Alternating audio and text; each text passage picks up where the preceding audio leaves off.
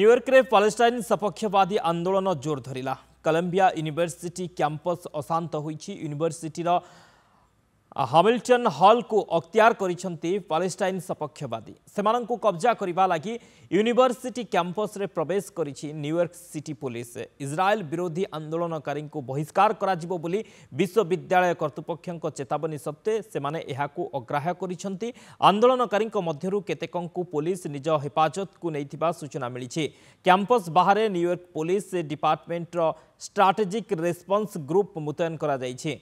गत एप्रिल 18 तारिख में कोलंबिया यूनिवर्सिटी रे होइथिबा पैलेस्टाइन सपक्षवादी आंदोलन रे 1000 रु अधिक छात्र छात्री को गिरफ्त करिथिला police. Texas, Utah, Virginia, North Carolina, New Mexico, Connecticut, Louisiana, California और न्यू जर्सी विभिन्न कैंपस रु सेमानंकु गिरफ्त करा जायथिला।